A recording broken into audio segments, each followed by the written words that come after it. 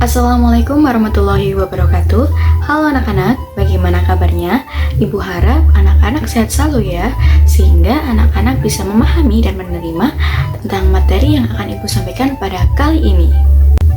Nah, sebelum kita lanjut ke materi, Ibu ada tepuk fokus nih. Anak-anak bisa mengikuti tepuk fokus ya. Tepuk fokus, melihat, mendengar, mengingat, fokus. Sekali lagi ya anak-anak, tepuk fokus, melihat, mendengar, mengingat, fokus. Nah, Ibu harap dengan adanya tepuk fokus ini, anak-anak bisa fokus juga dalam memahami materi yang akan Ibu sampaikan. Nah, anak-anak, mata pelajaran yang akan kita pelajari pada kali ini yaitu IPAS kelas 4 bab 3, yaitu gaya di sekitar kita.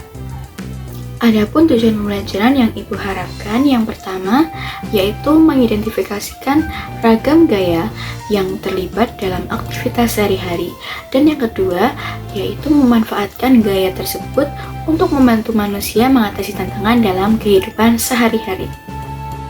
Nah, sebelumnya kira-kira anak-anak udah tahu belum ya apa itu gaya? Nah, gaya adalah sebuah dorongan atau tarikan yang akan menggerakkan benda secara bebas.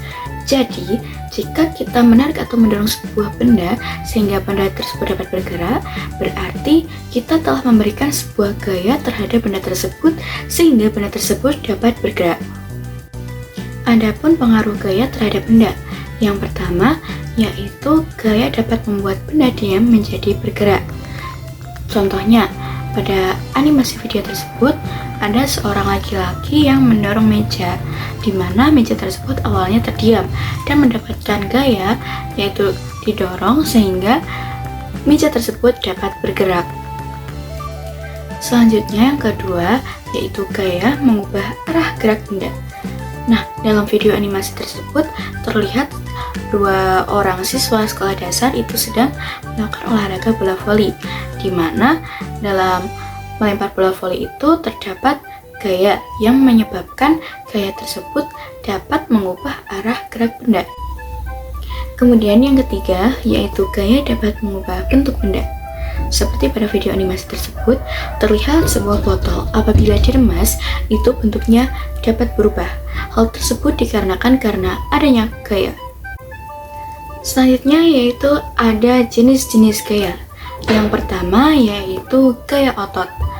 Gaya otot adalah gaya yang dikeluarkan dari manusia atau hewan yang menggunakan otot pada tubuh mereka. Nah, biasanya gaya otot ini untuk mendorong, menarik, maupun mengangkat sebuah barang. Selanjutnya yaitu gaya gesek. Gaya gesek merupakan gaya yang bekerja akibat adanya sentuhan dari dua permukaan benda. Gaya ini bekerja berlawanan arah dengan arah gerak benda. Contohnya, pada saat bermain sepeda, ban sepeda mengalami gesekan dengan jalan sehingga mengalami gaya gesek. Arah gaya gesek berlawanan dengan arah benda. Gaya gesek itu sendiri dipengaruhi oleh yang pertama, kasar atau licinnya sebuah permukaan. Yang kedua, besar atau kecilnya luas permukaan.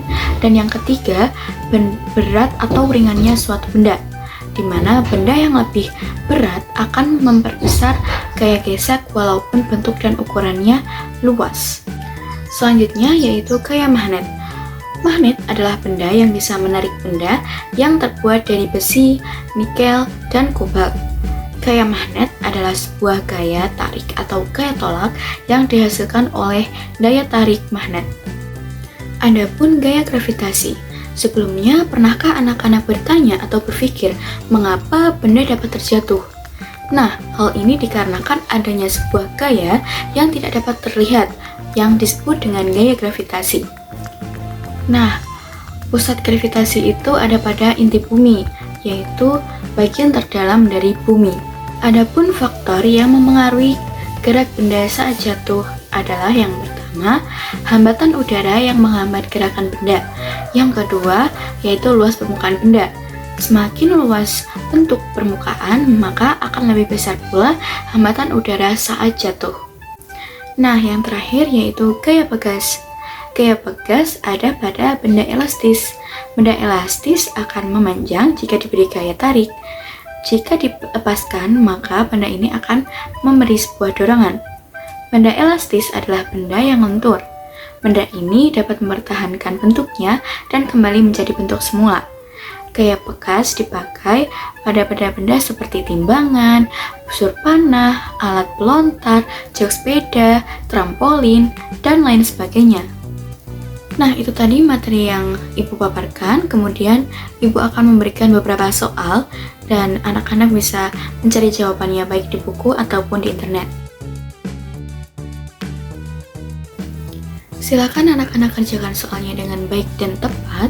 Terima kasih. Wassalamualaikum warahmatullahi wabarakatuh.